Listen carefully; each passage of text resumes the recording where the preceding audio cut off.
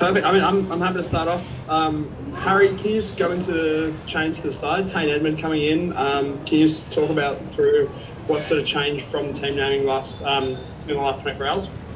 Yeah, so obviously Dono went down real last minute of training on Thursday afternoon, which wasn't ideal after the team being announced internally. So, and I think we had a bit of a fluid situation there with obviously we named Crep, but the coaches had a few meetings overnight and again this morning to, I guess, nut out what would be the best replacement for Dono, and yeah, I've decided to put in Tane, which he's really excited about, and the team have a lot of faith in him and really excited for him. Obviously, Tane had a pretty unfortunate debut there against Ireland last year. How much confidence do you have in him to really step up if he's called upon to make a difference in this game? Yeah, we've got a lot of confidence in him. He's been around the group now for a little while, and what he's put in on the training park has been first class, and we really enjoy having him around the group, and he's training consistently well, and that should give him a lot of confidence to go out there and do the job. And on the other 10, James OConnor, someone who you would have seen around the Reds, particularly the last couple of years. What is it like seeing him back in that starting role after what he's sort of overcome with the injuries and having to sort of impress with the Crusaders? Yeah, really happy for James. He's someone who's played a large part in my rugby career, and I love playing with him. And to see him, I guess, after 3 years since last pulling on the gold jersey, to get back here, he's a credit to himself. And I know he's really excited to get out there. He's 35 years old. He's got plenty of experience. He's got plenty of confidence, and we can't wait to see him go out there and do his job. On that front, between him and Nick White, I mean, it's one of the more experienced 9-10 combos Australia's had in a long time. But how influential is that when you are dealing with conditions that a lot of you guys haven't faced before in terms of playing test matches in South Africa? Yeah, it's very valuable when you have two players in two really key positions who have sort of played everywhere around the world and played in really big matches. Definitely gives you a lot of confidence, and they both have quite loud voices in the group, and a lot of respect from everyone in the group. So I really look forward to seeing them lead us around the park and put us in the right position. Just final one for me for now. As captain, how do you go about rallying the group when you have a tough series like the Lions, 3 back-to-back games of that intensity, yet you're now having to lift for the world champions in South Africa? Some you could argue an even tougher task. It's really exciting. I guess for us, we felt like we started building a little bit of momentum in that Lions series, and we felt like we were improving as a squad, and now we're coming up against the world champions, which is such an exciting opportunity which we have to verse them in their own backyard. And for us, we've gone back to our basics. We've prepared well this week. We've trained hard. We've tried to improve each session, and now we've got the opportunity to go out there at Ellis Park, such a famous rugby stadium, and verse world champions, and we cannot wait for the opportunity.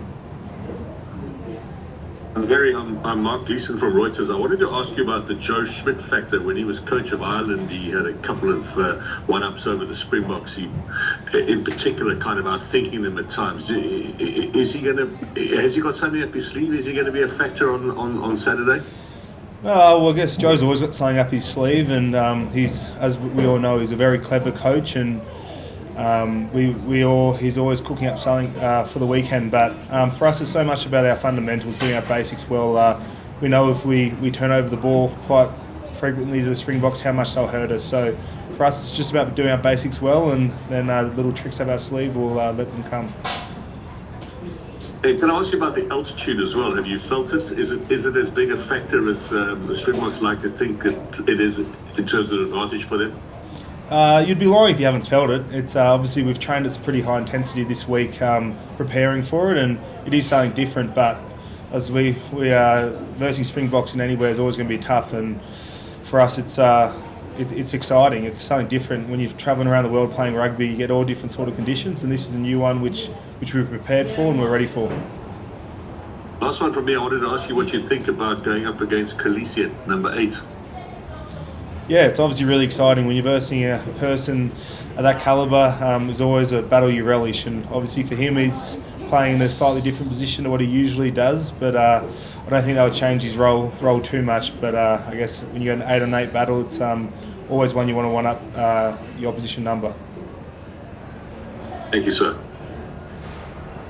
Sorry, Harry, I've got a question. Apologies, I know you've already answered this at the start with Nathan, but I didn't get the note about Tane, is Tane the only change that's come in, and who's going off the bench? I heard you answer it, but I didn't hear you say who's gone off the bench. Yeah, so Nick Champion de Crespigny has gone off the bench, and Tane's come in for him. So we've changed from a 6-2 to a 5-3 split.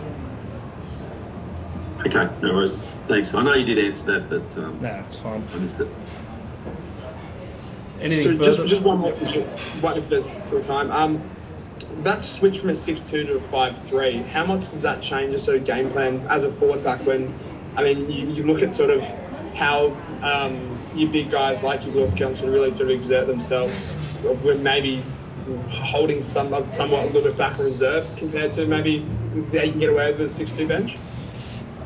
It honestly doesn't really change too much for us. Obviously, Dono was there in the team before he went down, so we were sort of preparing as a 5-3, and then once the injury was the potential for 6-2, so it wasn't like we prepared all week with the 6-2, so that doesn't really factor in too much, but it was more that if Nick was going to play, then a few roles would slightly change, but obviously that hasn't happened.